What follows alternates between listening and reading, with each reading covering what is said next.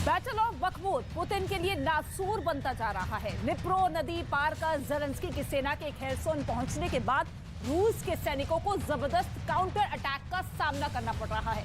Kherson में पिछले साल पुतिन की हार और नए सिरे से ज़ेलेंस्की की चढ़ाई ने पूर्वी यूक्रेन से दक्षिण यूक्रेन के मोर्चे तक पर पुतिन को दोबारा सोचने पर मजबूर कर दिया है।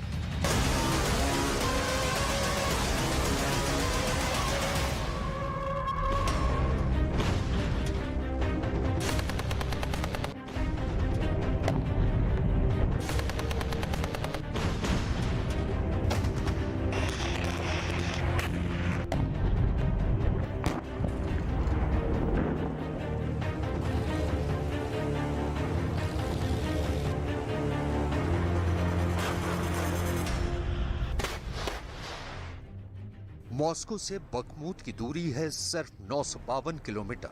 मॉस्को से खेरसोन की दूरी है करीब 1293 किलोमीटर। इस दूरी तक रूस से छोड़ी गई पुतिन की इस्कंदर मिसाइल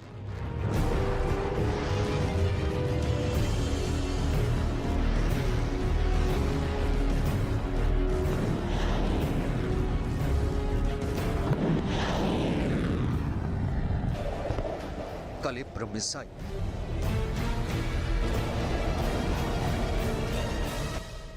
या हाइपरसोनिक ज़िरकॉन मिसाइलें आराम से पहुंच सकती हैं। बखमूत और खेरसोन को कुछ मिनटों के भीतर मिट्टी में मिला सकती हैं, लेकिन ऐसा हो नहीं रहा। न ही निकट भविष्य में इसकी आशंका दिखती है। उल्टे आलम यह है कि बखमूत में एक ओर रूस की सेना का दावा है कि वो फिनिशिंग लाइन की ओर बढ़ रही है और दूसरी ओर कहा जा रहा है कि अब बखमूत में फायरिंग के लिए पुतिन की सेना के पास गोले कम पड़ रहे हैं। मतलब युद्ध मोर्चे पर हथियारों की भारी कमी हो गई है।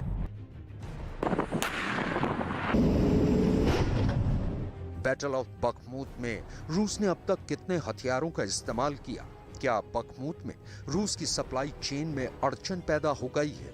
आखिर क्यों नहीं पहुंच पा रहे बखमूत तक रूस के हथियार? इन सारे सवालों का जवाब आपको डिटेल में दिखाएंगे। उससे पहले बखमूत जीत की रूस के जनरलों की नई प्लानिंग पर आते हैं। बखमूत इस वक्त पुतिन के टारगेट में टॉप पर है। बखमूत सामरिक रूप से इतना अहम नहीं है, लेकिन 14 महीनों की जंग के बाद अब बखमूत पुतिन की प्रतिष्ठा का सवाल बन गया है। वैगनर चीफ का दावा है कि 83% बखमूत पर अब रूस का कब्जा है, लेकिन बखमूत की ग्राउंड रिपोर्ट अब भी धूल और धुएं से भरी है। लगातार हमले हो रहे हैं, बम चल रहे हैं। बखमूत में इस वक्त रूस की पोजीशन को समझने के लिए आपको पूर्वी यूक्रेन में लड़ी जा रही लड़ाई को समझना होगा, क्योंकि बखमूत फिर बता दें कि उतना अहम नहीं है। अहम है इसके आगे की लड़ाई।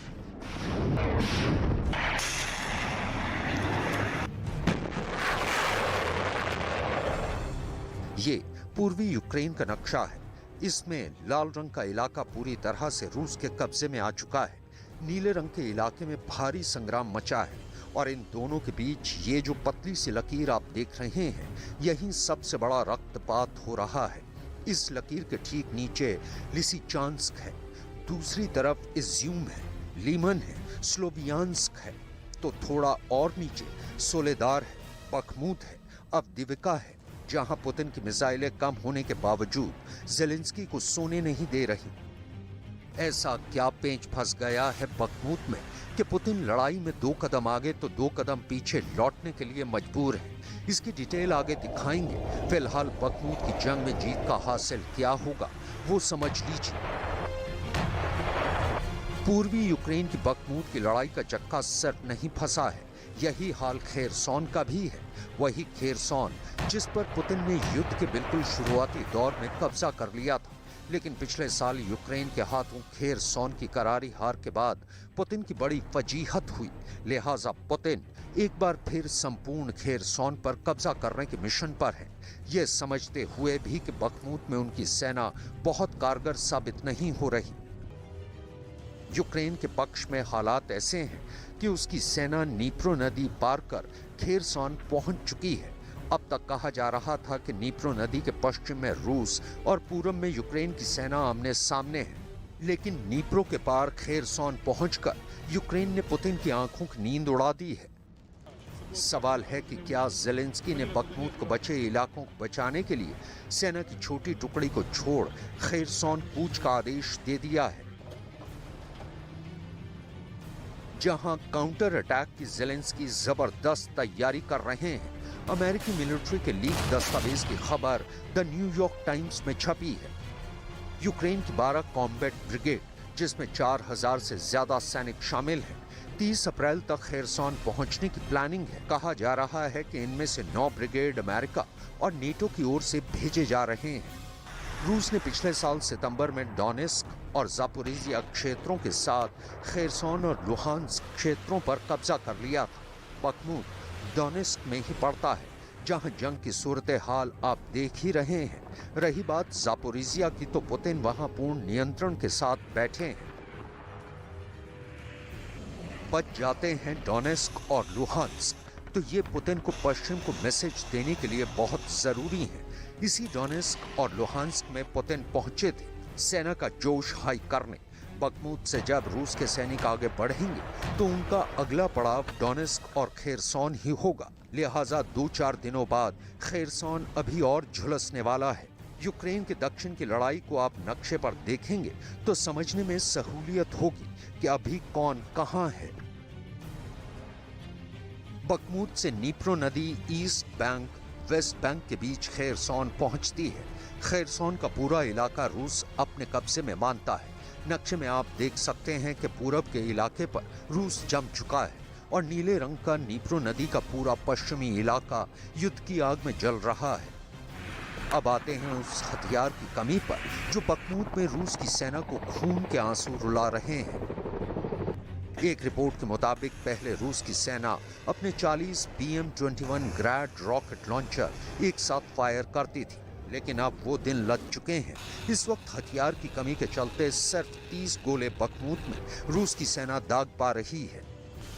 वैगनर चीफ की बखमूत के लिए गोले बारूद भेजने की पुतिन से फरियाद का हासिल नील बटा सन्नाटा निकला था, क्योंकि रूस की सरकार की दलील थी कि जरूरत के मुताबिक ही हथियार का इस्तेमाल करें।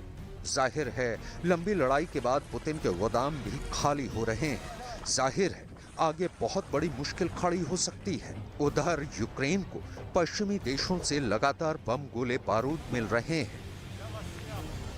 यूएस से हाइमार्स 155 मिलीमीटर और 105 millimetre artillery anti air defence system, चेक गणराज्य से 90 T-72 टैंकों को मॉडर्नाइज करने का भरोसा, डेनमार्क और द नेदरलैंड्स से 14 लेपर्ड 2 टैंक।